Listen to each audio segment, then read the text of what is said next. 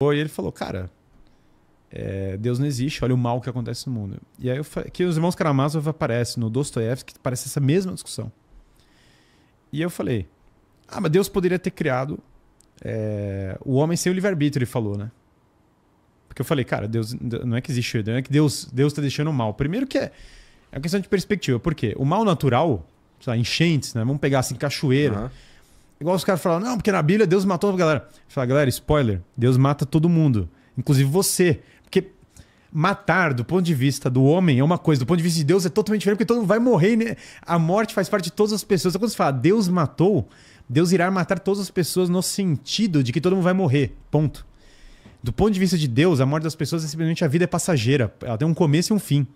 Do mesmo modo que ele matou todo mundo, ele criou todo mundo. É igual eu falar que o Tolkien matou um personagem da história. Todos os personagens da história do Tolkien morrem, porque uma hora vai acabar, o cara morre. Então, beleza. Agora, então, o mal natural. Existe o sofrimento. Pô, tem crianças que sofrem no mundo. Se Deus não existe, é isso mesmo, cara. É uma desgraça e acabou.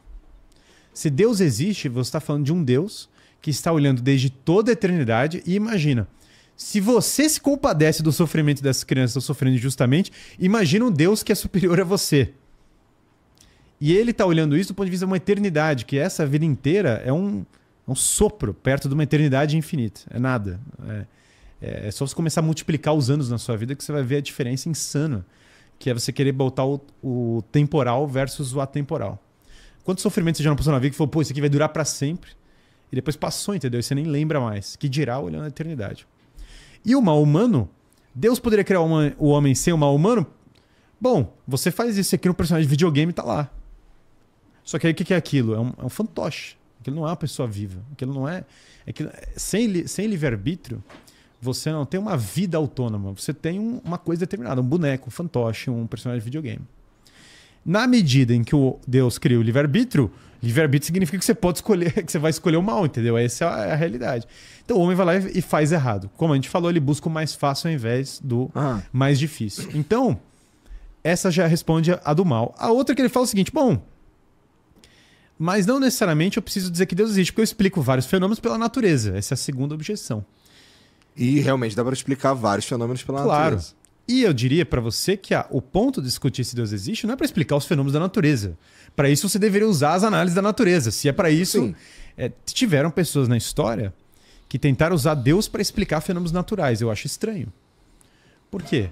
A causa Toda vez isso se provou balela, né? Porque a causa dos fenômenos naturais é uma causa natural. Por que chove? Tem que ter alguma coisa a ver com a água, com a evaporação, com não sei o quê, com o sol. O natural... que os fenômenos naturais, não é o Thor, isso é um pouco tosco.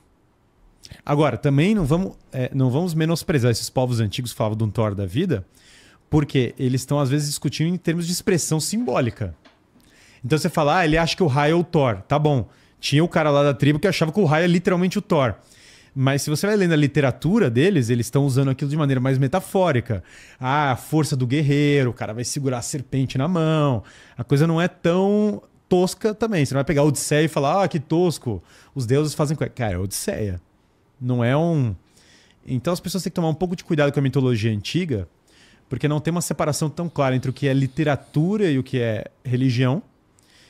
E tem, às vezes, expressões muito profundas desses povos antigos, que tem um poder do mito. Então, o mito também não é desprovido... Aqui está discutindo outra coisa, não necessariamente só o mito, mas o mito não é desprovido também de valor. Nem que, no mínimo, seja um valor literário, no mínimo. Então, também, às vezes, o maluco fala assim, que ridículo, eles acreditam no Thor. Aí depois o outro cara chega e fala assim, não, sexo biológico não existe, entendeu? Cara, o Thor tá fazendo mais sentido pra mim do que esse... Então o cara entra numa... Entendi. A sociedade atual, às vezes ela... Veja, você pode julgar o que você pode julgar 1000 coisas a partir do sexo biológico, mas, cara, não existe, é uma frase forte, entendeu? É uma frase bem forte. É uma frase que o cara do Thor provavelmente não acreditava nisso, entendeu? Provavelmente ele falaria pra você que meio que existe, sabe? Então o homem moderno, às vezes, tem que tomar cuidado com a soberba dele ao julgar os povos antigos.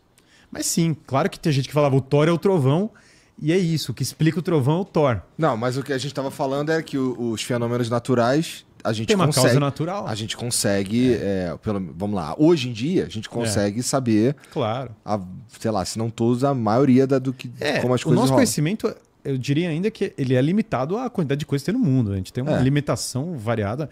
Quando entra no nível quântico, por exemplo, a coisa vai embora. Sim, né? Não tô falando Não vou entrar disso. nessa pira agora, mas um detalhe sobre isso é que o Heisenberg, que é um dos pais da física quântica, falou, ó, se vocês quiserem entender física quântica, leiam Aristóteles. Então você vê que o bom e velho Aristóteles vai embora.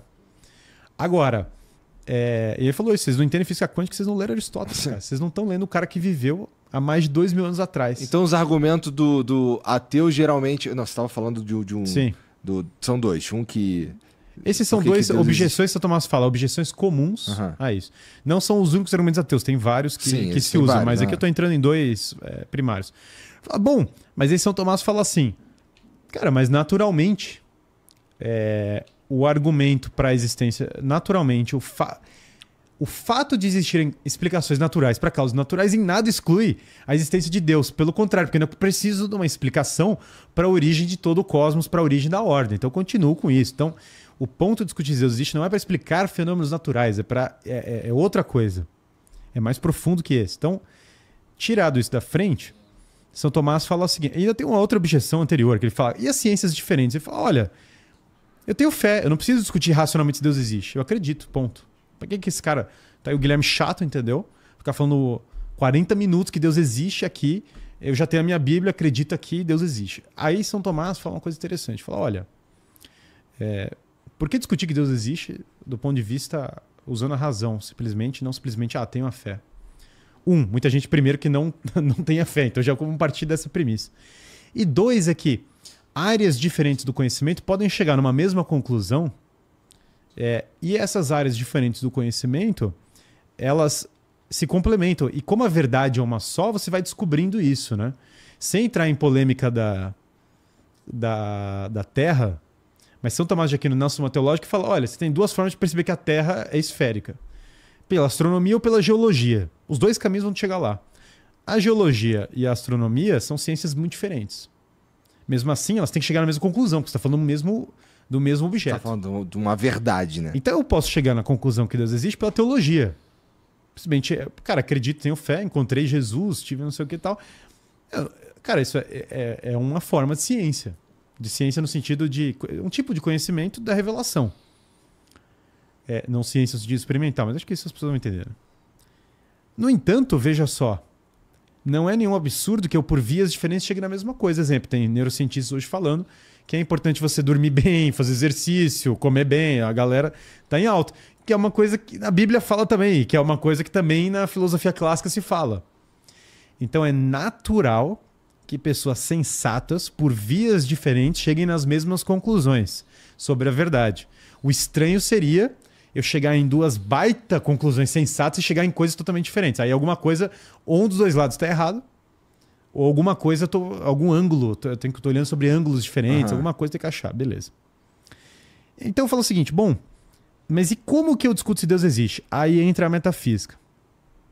E aí o que é discutir metafisicamente se Deus existe? É voltar para os primeiros princípios. Falar, cara, ó, primeira coisa que Aristóteles fala.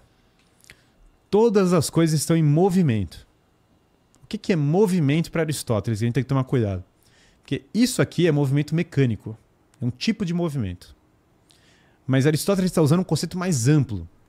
Até as pessoas confundem. Falam, Aristóteles escreveu uma física, é tipo a física do Newton. Não é.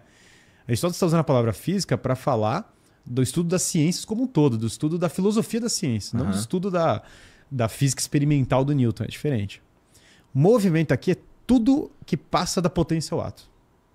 Então tem coisas que têm potências e essas coisas vão se atualizando. Essa água poderia cair. Eu poderia jogar ela. Mas essa água não tem a potência de virar um tigre e sair voando. Simplesmente ela não é dado a este objeto essa potência. Então Deus, ele tá, de certa forma, fora do universo, mas ele é o universo ao mesmo tempo? Fora e dentro são conceitos que agora você usou conceitos espaciais. E o problema é que a gente acabou de postular um ser que não é espacial. Antes e depois também não se aplicam. Tá, e o por que você acha que Deus existe? E veja que eu não falei que cara? É absurdo, eu falei que só não se aplica. Porque tem duas formas de uma coisa não se aplicar. Porque tá abaixo ou porque tá acima. pode não ser porque algo tá acima. Fala, quem criou Deus? A pergunta não se aplica, porque Então, não se mas, move. Mas, poderia não existir nada. Não poderia? Ou não? Poderia, no cosmos, você fala nada, poderia existir, tipo, geral. Tipo, poderia não existir nada no cosmos geral, não sei o quê, Claro. e nem Deus. Poderia... mas aí você acabou de falar que poderia existir o nada, né? Então, E isso aí é você muito cai interessante. você É cai num justamente problema, isso. É. Você cai num problema que se é nada, não é, né? O não é, não é. Aí é o princípio da filosofia básica, o Parmênides. O ser é e o não ser não é. Fundação da metafísica, Parmênides, bom e velho. Deus o ser é, Porra, o meu não irmão. ser não é. Todo esse papo sobre Deus existe ou não existe é um lance de fritar a mente se você tá realmente querendo... Não, estudar mesmo. É. Estudar mesmo. O que a gente falou agora, essa frase, o que dá pra discutir... Cara, eu fiz uma aula, foi a aula mais... A pessoa fala que é mais difícil... Eu tento fazer as aulas bem introdutórias na filosofia do zero. Filosofia do zero é filosofia do zero, entendeu? Eu tô falando pros caras lá. Cara, uma das aulas mais difíceis que tem no curso, sei lá, de 40 aulas estão lá, a mais difícil talvez. É só a base da aula é essa frase, o ser é, o não ser não é. Porque às vezes é mais fácil explicar a prova da existência de Deus, contar a história dos filósofos, contar não sei o quê, do que eu te falar o ser é, o não ser não é, porque você vai ter que entrar numa esteira de pensamento profunda. Mas esse é o básico. E a contingência é parte da argumentação da existência de Deus. O mundo poderia não existir? Poderia. Dado que ele existe, alguma coisa tem um necessário por trás do contingente. É outra linha de argumentação. Ah, e você que tá assistindo esse vídeo aqui no Talk Flow, dá pra você virar membro, cara, do Flow agora. É um botãozinho do lado do botão de se inscrever. A gente faz um programa semanal só pros membros. Olha. Então fique esperto aí. Se quiser virar membro, tá bem aqui do lado, é mó merreca, custa 7. Menos de R$8, irmão.